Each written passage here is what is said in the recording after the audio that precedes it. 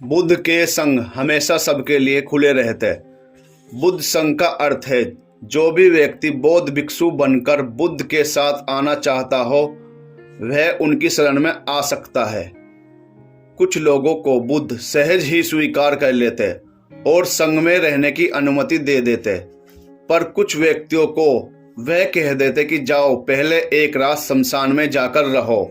इसी तरह एक दिन एक व्यक्ति बुद्ध के पास आया और उसने बुद्ध के संग में शामिल होने की इच्छा जताते हुए कहा, गुरुजी, मैं आपका शिष्य बनना चाहता हूँ।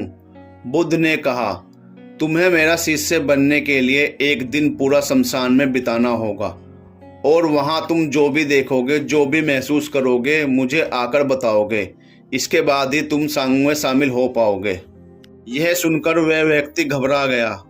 उसने बुद्ध से कांपती आवाज में कहा, गुरुजी, दिन में तो ठीक है लेकिन रात में शमशान में रहना खतरनाक है। बुद्ध ने कहा, कैसा खतरा? व्यक्ति ने कहा, वहां भूत प्रेत होंगे, वो मुझे पकड़ लेंगे और जान से मार देंगे या मेरा जीवन नरक बना देंगे। भूत प्रेतों का खौफ उस व्यक्ति के चेहरे पर साफ दिख रहा था।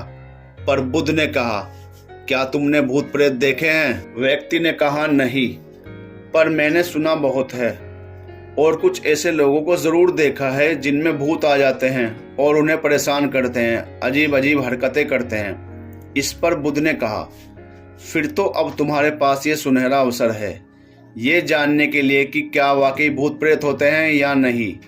तुम एक रात शमशान में व्यतीत करो।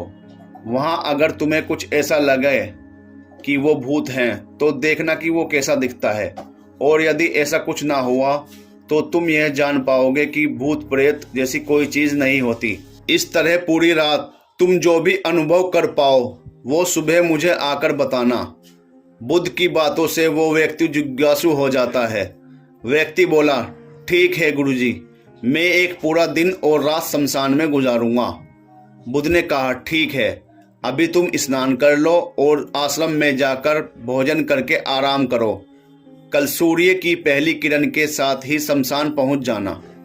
व्यक्ति के जाने के बाद बुद्ध ने अपने 4 शिष्यों से कहा कि वह व्यक्ति कल शमशान जाएगा, तुम उसके पीछे जाना और उस पर नजर रखना, पर ध्यान रहे उसे भनक भी ना लगे कि कोई उस पर नजर रख रहा है। अगले दिन सुबह होते ही वो व्यक्ति शमशान पहुंच गया। बौद्ध भिक्षु भी उस व्यक्ति का पीछा करते हुए एक जगह पर छुप गए और उस व्यक्ति पर नजर रखने लगे। जब तक दिन था तब तक तो व्यक्ति शमशान में इधर उधर घूमता रहा। उसे कुछ खास वैसा कुछ भी अनुभव नहीं हुआ, लेकिन जैसे जैसे सूर्यास्त के साथ अंधेरा घनाता जा रहा था उस व्यक्ति की धड़कनें बढ़ती जा रही थी। किसी तरह उस व्यक्ति ने पूरी रात शमशान में गुजार ही ली और सुबह होते ही वो बुद्ध के पास पहुंच गया। बुद्ध ने व्यक्ति से पूछा, बताओ शमशान में कैसा समय व्यतीत हुआ तुम्हारा? क्या अनुभव किया, क्या देखा? व्यक्ति बोला, गुरुजी, जैसे ही मैं सुबह सुबह शमशान पहुंचा तो वहां कुछ घंटे बाद मुझे कुछ लोगों की भीड़ शमशान की ओर आती दिखाई पड़ी जो एक अर्थी लिए आ रहे थे। मैंने जब उन लोगों को ध्यान से देखा तो उनमें से कुछ लोग बेहद दुखी, कुछ लोग सामान्य और कुछ लोग बेहद खुश थे। वो लोग उस मृत इंसान के बारे में बोल रहे थे कि इस व्यक्ति ने बहुत अच्छे कर्म किए हैं, बहुत किस्मत वाला है ये। इसके बाद उस मर्द बुजुर्ग के बेटे ने अपने वृद्ध पिता की चिता को अग्नि दी। अर्थी के साथ शमशान आए लोग कुछ देर वहीं खड़े रहे।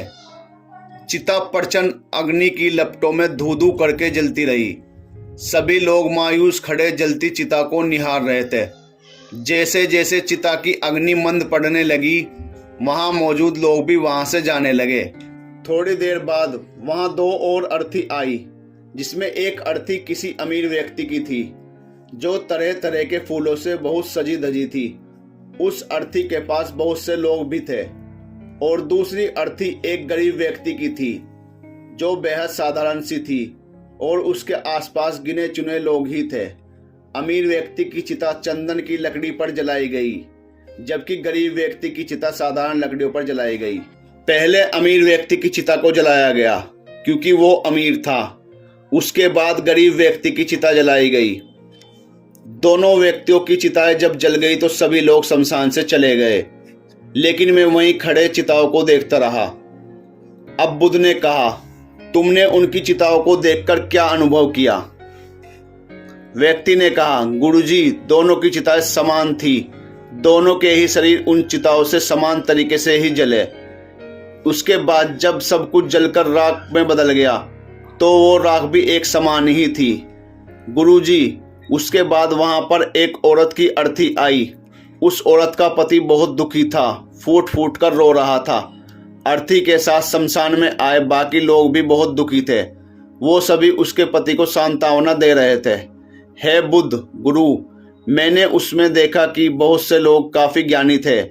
वो ज्ञान की बातें कर रहे थे।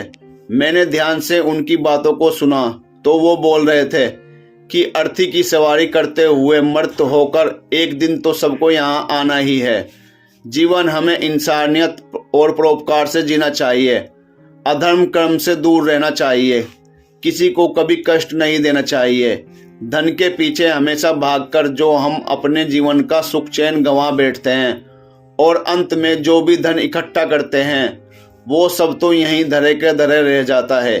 गुरुजी, इसके बाद शमशान में कोई अर्थी नहीं आई। इस पर बुद्ध ने पूछा कि तुम सारी रात वहां रहे तो क्या कोई भूत प्रेत तुम्हें दिखा? व्यक्ति बोला, नहीं, वहां मुझे कोई भूत प्रेत नहीं दिखा। हालांकि मन में एक डर तो था, पर सच कहूं तो पूरी रात में अपने आप से ही डरता रहा। कभी हवाओं से हिलने वाले पत्तों की आवाज़ों से डरता तो कभी वहां आसपास मौजूद जीव जंतुओं की आवाज़ों से डरता। सारी रात सहमा रहा, लेकिन पूरी रात में मुझे कोई भूत प्रेत नजर नहीं आया।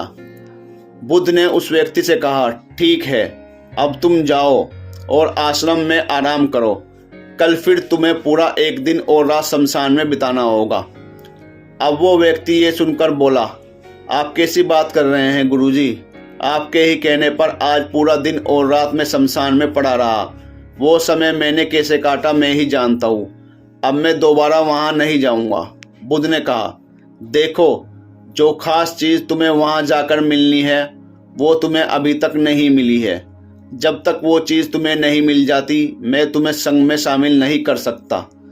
तुम एक दिन और वहाँ रुको, तुम्हें वो अवश्य मिल जाएगी। व्यक्ति बोला, ठीक है, मैं कल दिन और रात और व्यतीत कर लूँगा शमशान में। अगले दिन सुबह वो व्यक्ति बुद्ध का आशीर्वाद लेकर फिर से शमशान में पहुंच गया। एक पूरा दिन और रात बिताकर वो व्यक्ति अगली सुबह फिर बुद्ध के पास पहुंचा, लेकिन इस बार उस व्यक्ति के चेहरे पर एक अलग ही तेज था, एक अलग ही खुशी झलक रही थी, मानो वो उसे मिल गया हो। लेकिन बुद्ध उसके मुंह से सुनना चाहते थे, इसलिए बुद्ध ने एक ही सवाल पूछा कि क्या तुम्हें वो चीज़ मिली? व्यक्ति बोला, हाँ गुरुजी, मुझे वो मिल गई। बुद्ध ने पूछा कि बताओ, तुम्हें वहाँ क्या मिला? व्यक्ति ने पूछा, गुरुजी, मैंने जीवन का अर्थ समझ लिया है। मैंने वहाँ देखा कि कुछ लोग शाम को मुझे अर्थी पर लेकर आ रहे हैं। मुझे 4 लोगों ने अपने कंधों पर उठा रखा है। मेरे पीछे कुछ 15-20 लोग रोते बिलखते चल रहे हैं। मेरे पिता अर्थी के आगे चल रहे हैं और कुछ लोग राम नाम सत्य बोलते हुए मेरे ऊपर फूल फेंक रहे हैं। मेरे सभी रिश्तेदार बहुत दुखी हैं। भीड़ में मौजूद कुछ लोग तो सिर्फ दुखी होने का नाटक कर रहे हैं। कुछ लोग मेरे पिता को सांत्वना दे रहे हैं। तभी कुछ देर बाद मेरी अर्थी को ज़मीन पर रखकर लिटा दिया गया और मेरे शरीर को उठाकर चिता पर लिटा दिया गया। मैं ये सब दृश्य अर्थी पर लेटे हुए देख रहा था। मैंने उस अर्थी से उठना चाहा पर उठ नहीं सका। मैं सांस लेना चाहता था पर सांस नहीं ले पा रहा था। मैं पूरी तरह से असमर्थ और विकलांग की तरह था क्योंकि मेरे अंदर सांस नहीं थी। मैं अपने पिता को गले लगाना चाहता था लेकिन मैं उठ नहीं सकता था। मैं भाई को गले लगाकर ये कहना चाहता था कि तुम अपना और माता पिता का ध्यान रखना। घर व परिवार की जिम्मेदारी अब तुम्हारे ऊपर है। इसे बखूबी निभाना, इससे मेरी आत्मा को शांति मिलेगी। कुछ समय बाद मेरा मुंह कपड़े से ढक दिया गया और शरीर के ऊपर कई लकड़ियां रख दी गई। मुझे अब कुछ भी दिखाई नहीं दे रहा था। फिर उसके बाद मुझे अत्यंत गर्मी महसूस हुई। मुझे एहसास हुआ कि अब मुझे जलाया जा रहा है। धीरे धीरे लकड़ियों के साथ साथ मेरा भी पूरा शरीर जलने लगा। मेरा दम घुट रहा था, मैं उठना चाहता था। आखिर अग्नि ने प्रचंड रूप ले लिया और धीरे धीरे मैं भी उस अग्नि में पूरी तरह खो गया। पूरी रात मैं खुद को ऐसा ही जलता देखता रहा। मैंने देखा कि अंतिम रूप में मैं एक राख बन चुका हूँ। उस पूरी रात ना तो मैं डरा और ना ही मुझे डर का एहसास हुआ। जब आंखें खुली तो एक तीव्र रोशनी मेरे आंखों पर पड़ी। मैंने देखा कि ये तो मैं हूँ, वो भी शरीर के साथ। मुझे बहुत खुशी का अनुभव हुआ।